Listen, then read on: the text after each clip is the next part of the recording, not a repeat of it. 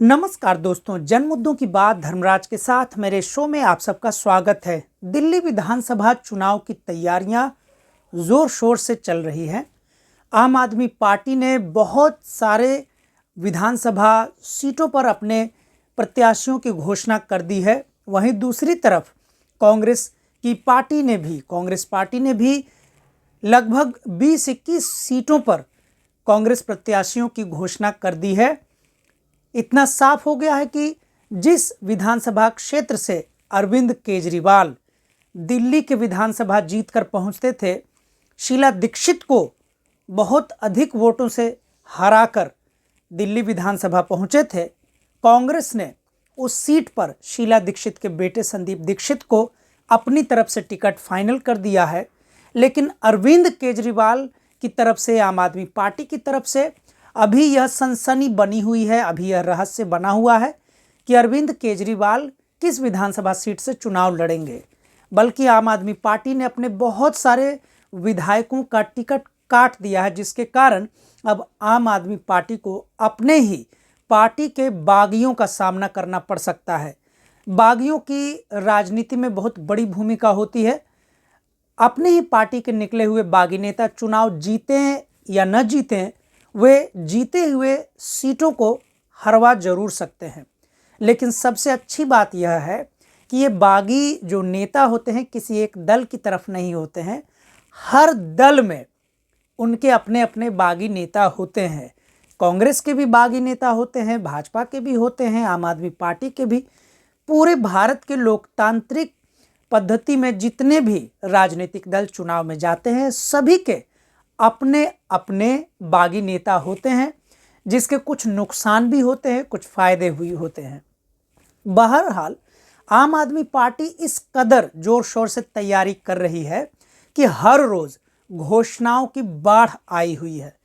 5 गारंटियों की घोषणा, जिसकी नींव राहुल गांधी ने कर्नाटका विधानसभा चुनाव में डाली थी, राहुल की गारंटी के नाम से। अब इस गारंटी योजना का नकल सभी पार्टियों ने करना शुरू कर दिया है। कर्नाटक विधानसभा के बाद जितने भी चुनाव हुए, वह राहुल की गारंटी योजना, 5 योजना की जो गारंटी की परिपाटी शुरू हुई, इसको सबसे पहले राष्ट्रीय स्तर पर, पूरे देश के स्तर पर भाजपा ने लागू किया, भाजपा ने अपना लिया, एप्रोप्रिएट कर लिया। आम आदमी पार्टी भी दिल्ली में यही योजना पद्धति से इन्होंने भी अपनी 5 गारंटी तय की है। ये 5 गारंटी दिल्ली के वोटरों को आम आदमी पार्टी बता रही है। ये 5 गारंटी क्या हैं, आज हम इसकी चर्चा नहीं करेंगे। आज हम करेंगे कि जिस स्पीड से, जिस पद्धति से आम आदमी पार्टी ने घोषणाओं की शुरुआत की है, अपने अंतिम सेमेस्टर भी नहीं कहेंगे, क्योंकि 6 महीने भी अब सरकार के पास नहीं बचे हैं, बिल्कुल 1 महीने ही बचे हैं घोषणाओं की। यह घोषणाओं का नकल दरअसल भारत के प्रधानमंत्री नरेंद्र मोदी से ली गई है। जहां भारत के प्रधानमंत्री नरेंद्र मोदी ने पूरे देश में अंतिम समय में, यानी किसी भी विधानसभा या लोकसभा के समय में जो अंतिम 5 साल गुजर जाने के बाद अंतिम जो कुछ महीने बचे होते हैं, उस महीने में जो घोषणा करने की नींव 2019 के ठीक पहले प्रधानमंत्री नरेंद्र मोदी ने उस वक्त लागू की थी, जब 5 साल सफलतापूर्वक भारत सरकार चलाने के बाद वे चुनाव में जा रहे थे। तभी आपको याद होगा कि किसानों के खाते में 2-2 हज़ार रुपए डाले गए थे। यानी कि उनको कहा गया था कि किसानों को, पूरे देश के किसानों को कुछ राहत पहुंचाने की जो बात प्रधानमंत्री नरेंद्र मोदी ने की थी, वह 5 साल यानी 2014 से लेकर 18 साढ़े 18 तक तो भूले रहे। लेकिन जैसे ही 2019 का लोकसभा चुनाव पहुंच रहा था, अचानक से नरेंद्र मोदी सरकार को किसानों की याद आ गई और उनके खाते में रुपए पहुंच गए। इस प्रकार से जो अंतिम समय में पैसे अकाउंट में भेजने की जो चलन शुरू हुई, उसके बाद लगातार कई राज्यों में देखने को मिल रहा है। हाल ही में महाराष्ट्र के विधानसभा चुनाव में बिल्कुल ऐसा ही हुआ। चुनाव से ठीक पहले जब इलेक्शन कमीशन ऑफ इंडिया अपने चुनाव की घोषणा करने वाली थी, महाराष्ट्र विधानसभा चुनाव की घोषणा करने वाली थी, तभी कुछ दिन उस चुनाव को ऐसा लगता है घोषणा को टाला गया और कुछ दिन महाराष्ट्र सरकार यानी महायुति गठबंधन यानी भाजपा सरकार को, महाराष्ट्र के भाजपा सरकार को कुछ दिन दिए गए, जिससे एकनाथ शिंदे बतौर मुख्यमंत्री लाडली योजना जैसी कोई स्कीम लागू कर सकें और उन्होंने सीधे सीधे महिलाओं के खाते में कुछ रुपए भेजे, जिसका बहुत हद तक पूरे महाराष्ट्र में लाभ सामने सामने दिखा है।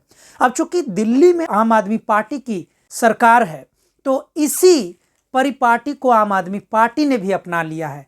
अगर आप बारीकी से देखेंगे तो यह राजनीतिक भ्रष्टाचार का एक नया रूप है। राजनीतिक भ्रष्टाचार मतलब जिसमें पैसे की लेन देन की ही बात नहीं है, ये भ्रष्टाचार वादों का भ्रष्टाचार है कि कोई सरकार जब चुनाव में जाती है या कोई व्यक्ति चुनाव में जाते हैं, कोई राजनीतिक दल जब चुनाव में जाते हैं, तो वो चुनाव के समय घोषणा करते हैं कि अगर वे जीतेंगे तो कुछ योजनाएं लागू करेंगे, अपने मैनिफेस्टो भी जारी करते हैं, घोषणा पत्र भी जारी करते हैं।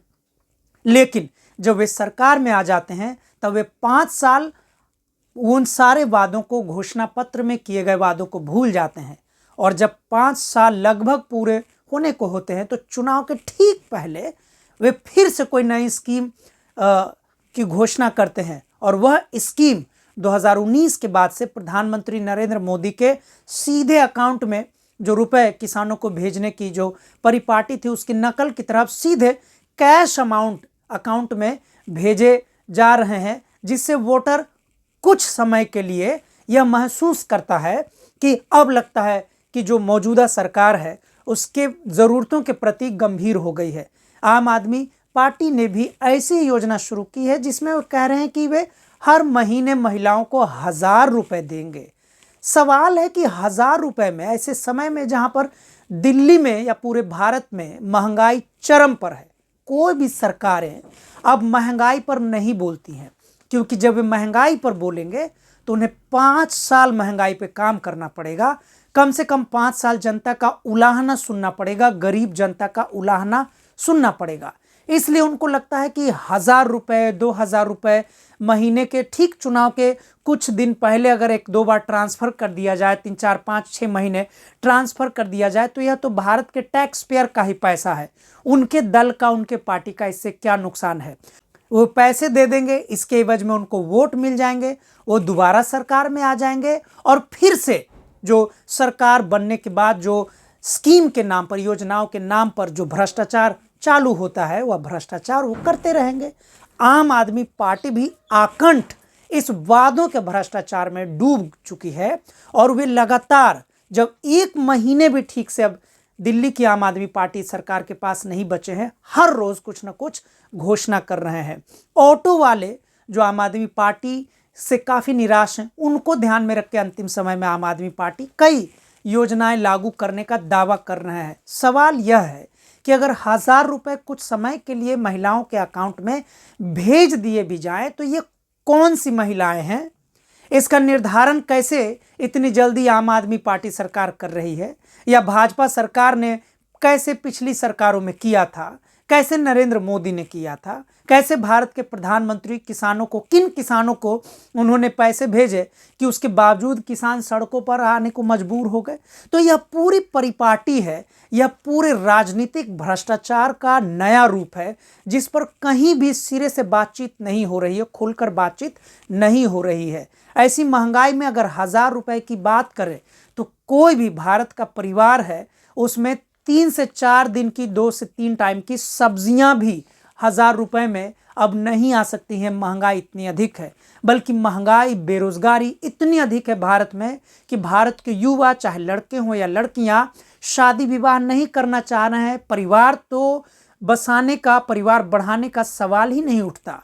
खुद आरएसएस के चीफ सरसंघ संचालक मोहन भागवत चीख चीख कर बयान दे रहे हैं हिंदुओं को कि शादी करो, बच्चे पैदा करो। इससे पता चलता है कि जो सरसंघ चालक हैं मोहन भागवत, उनको परिवार का कोई ज्ञान नहीं है, भारत के परिवारों का कोई ज्ञान नहीं है। हिंदू परिवार, चूंकि वो हिंदू मुसलमान की बात करते हैं, नफरत की बात करते हैं, मोहन भागवत को यह भी नहीं पता है कि भारत का हिंदू परिवार किन कठिनाइयों से, किन संकटों से गुजर रहा है, कैसी गरीबी, बेतहाशा महंगाई की मार झेल रहा है। ऐसे में जो जितने भी कांग्रेस हो या दूसरी बड़ी विपक्षी पार्टियां हो, जो भाजपा की विपक्षी पार्टियां हैं, ऐसा लगता है कि सभी भाजपा के जो राजनीतिक भ्रष्टाचार के तरीके थे उससे लड़ने के बजाय, उसके खिलाफ खड़े होने के बजाय सभी लोगों ने, जहां जिनकी जिनकी सरकारें हैं, धीरे धीरे वे इस राजनीतिक भ्रष्टाचार को अपना रहे हैं। आगे देखते हैं, अभी तो आने वाले समय में कई राज्यों में चुनाव होंगे। जनवरी में जहां दिल्ली विधानसभा का चुनाव होगा, वहीं बिहार में भी नवंबर में चुनाव होगा। क्या बिहार में तो सीधे भाजपा जदयू गठबंधन की सरकार फिलहाल चल रही है, क्या वहां भी अंतिम समय में जनता को कोई बड़ी राहत देने का नाटक खेला जाएगा? आखिर कब तक नए नए भ्रष्टाचार के तरीके इजाद करने के बजाय, अपनाने के बजाय, भ्रष्टाचारी सत्ता से लड़ने का हिम्मत विपक्षी कब जुटा पाएंगे? आज के लिए इतना ही। आगे हम फिर बात करेंगे अगले मुद्दे पर। तब तक के लिए शुक्रिया, धन्यवाद।